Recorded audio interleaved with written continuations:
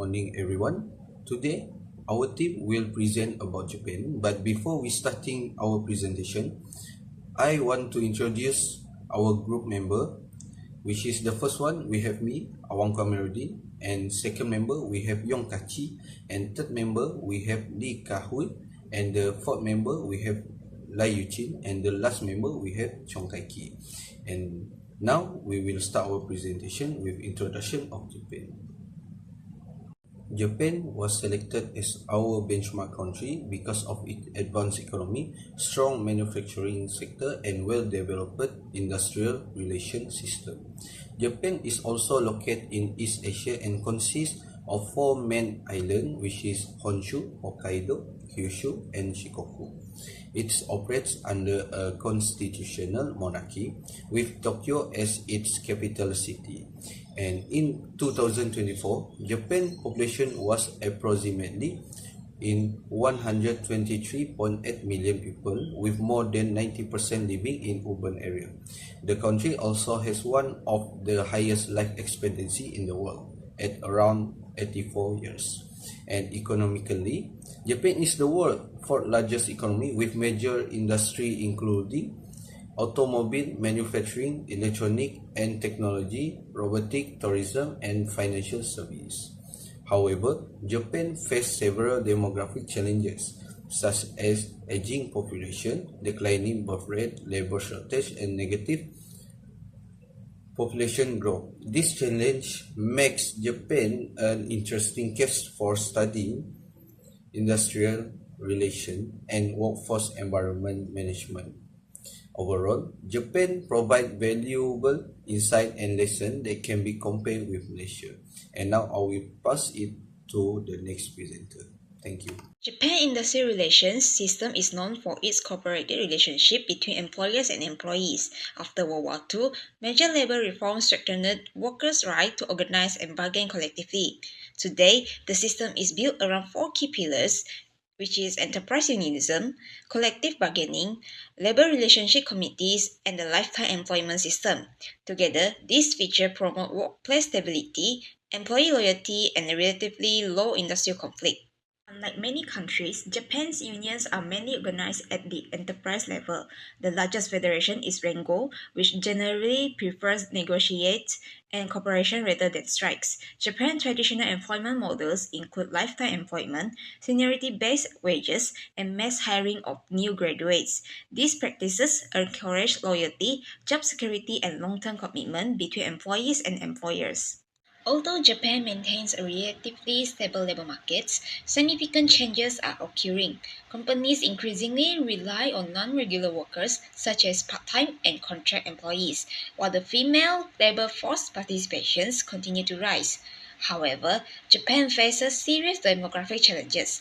Low birth rates and an aging population have reduced the number of young workers entering the labor market, creating labor shortage and increasing pressure on productivity and social welfare systems. Hello everyone, my name is Kha Hui. This slide presents the main labor laws and wage protection regulations in Japan. These laws are designed to protect employees' rights and promote fair working conditions. The first law is the Labor Standards Act of 1947, which established basic employment standards such as wage, working hours, and leave entitlements. It served as the foundation of labor protection in Japan. The second law is the Labor Contract Act of 2007. This law focuses on employment contract and fair treatment between employers and employees. It helps create clear employment relationship and reduce workplace disputes. Next is the Minimum Wage Act of 1959, which guarantees a minimum wage for workers and prevents underpayment. As shown in the chart, minimum wage levels vary among different prefectures, with Tokyo having one of the highest rates. In addition, Article 24 of the Labor Standards Act states that wage must be paid directly to employees in full at least once per month and on a fixed payment date. Lastly, the Industrial Safety and Health Act of 1972 promotes workplace safety and employee health through accident prevention, health protection, and risk management measures. Overall, these laws provides a strong framework that protects workers and ensure fair employment practices in Japan. Moving on to the next slide, this session discusses working conditions, employment protection, and social security in Japan. Under Japanese labor regulations, employees generally work a maximum of 8 hours per day and 40 hours per week. They are also entitled to at least one rest day per week and between 10 and 20 days of paid annual leave, depending on their length of service. For termination protection, employers must have reasonable and socially acceptable grounds before dismissing an employee. In most cases, employees must receive 30 days notice or compensation in place of notice. Japan also offers several social security programs, including health insurance, employment insurance, employees' pension insurance, and workers' accident compensation insurance. These programs provide financial protection and support for workers. Furthermore, the retirement age is set at 60, with opportunities for employees to continue working until 65. Several government agencies, such as the Ministry of Health, Labor and Welfare, Labor Standards Inspection Office, and Hello World, are responsible for enforcing labor laws and supporting workers. Overall, these policies help ensure employee welfare, job security, and a stable working environment in Japan. Now I will present the legal framework and regulatory governance of foreign labor in Japan. The number of foreign workers in Japan reached approximately 2.3 million in 2024, a 12.4% increase from the previous year. This trend is Japan's effort to mitigate workforce shortage caused by an aging population and low birth rate. Foreign labor is now deeply integrated into the economy, particularly in manufacturing. Vietnam remains a top source nation at 24.8% of the workforce. Japan operates a dual immigration policy, pairing border control with the targeted integration of legal foreign nationals. While the Ministry of Foreign Affairs initiates the pipeline via visa assurance, domestic oversight is managed by three core agencies. The Immigration Service Agency, responsible for immigration administrations, border security, and monitoring the Specified Skilled Worker (SSW) program. The Ministry of Health, Labor and Welfare, responsible for protecting worker rights, enforcing labor standards, and ensuring employer compliance. The Organization for Technical Intern Training regulates the Technical Intern Training Program, a framework officially aimed at skill transfer, but widely seen as a low-skilled labor supply. Unlike countries with a single work permit system, Japan utilizes a rigid status of resident framework. This is divided into two categories: activity-based status, which restricts foreign nationals to specific occupations, and identity-based status, which grants unrestricted employment. Conversely, students are generally barred from full-time work. This selective framework keeps foreign labor focused on temporary, conditional economic migration rather than permanent residency. On paper, the Labor Standards Act guarantees equal treatment, minimum wage protection, and workplace safety for foreign nationals. However, an enforcement gap remains. International labor groups frequently raise concern about the exploitation of technical interns, citing excessive recruitment fee and limited job mobility, which leave low-skilled workers vulnerable in reality. To regulate the market, Japan avoid broad quota or employer levy, choosing instead to manage labor through sector-specific intake caps and the principle of equal or higher remuneration. The strict application of these administrative caps was clearly demonstrated recently when the ISA suspended new certificate of eligibility for the food service sector after employment approached its ceiling of 50,000 workers.